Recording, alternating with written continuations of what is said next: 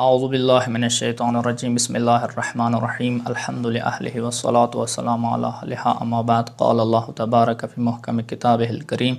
بسم الله الرحمن الرحيم لن ينال الله لحومها ولا دماؤها ولكن يناله التقوى منكم سورة حج 37 نمبر آیات متلاوت کرلو.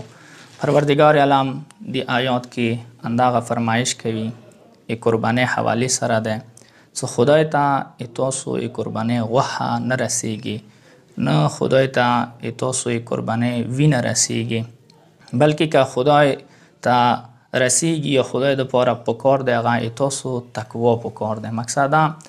څه قربانی کې خدای تا وخت سترګې نه غړي چې وخ حلال کو که یا پسې حلال کو وزه حلال کړله چې حلال کو نه دي ته خدای سترګې نه غړوي. خدای حاجی خدای انسان قربانی کولی کې انسان نیت سترګې غړوي څه نیت چې د پاره ده. تفسیر الکوثر کې څه مخکې دور کې بس چا قربانی کولی نه خارو غوینه به ټوله کړله دی پس ولا کومه هغه وخه به هغه به مکې سې کړي کوله بیت الله سې وویني بیا بیت الله سې مخاله یعنی حبیب ته پروردگار عالمی حبیب نو د خلکو ته وایي چې ویني وخی ضرورت خدای ته نشته، خدای ته تقوا ضرورت یعنی نیتونه ټیک کوي. خدای تاسو نه نیتونه غواړي چې تو نیت چی شی ده. نیت مهم ده، هر و اعمال نه نیت پکار ده انسان ټیک کی. پرشته ایو انسان اعمال سکلا خدای طرف ته حاضروي، خدای طرف ته اوچتوي، اسمان طرف ته وړي. هغه اعمال قابل قبول نه ده خدای په درگاه کې چې هغه کې ریا ورکې ده،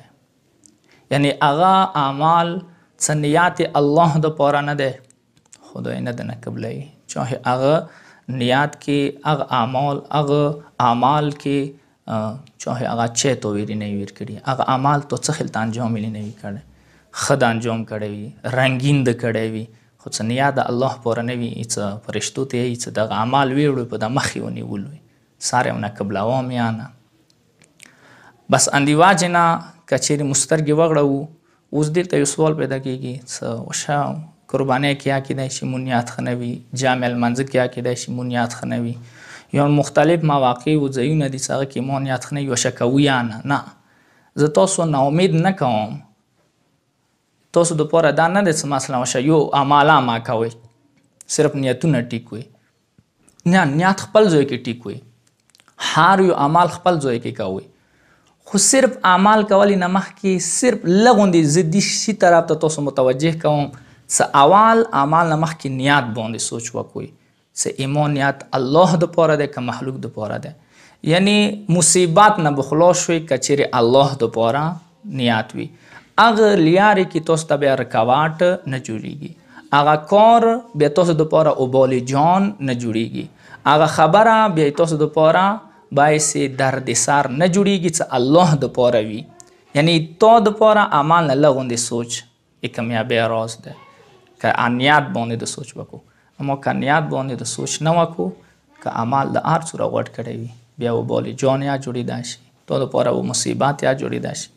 فضول د زحمت وکړو کېدای شي ثواب بعد ته ملاو نشي. نا امید ما کېږئ نیتونه ټیک وي عملونه کوئ عملونه ټیک وي خدای نه توقع ده خدای نه امید ده څه خدای به مو عملونه خدای خپل درگاه کې قبول مقبول وګرځوي. والسلام علیکم ورحمت الله وبرکاته.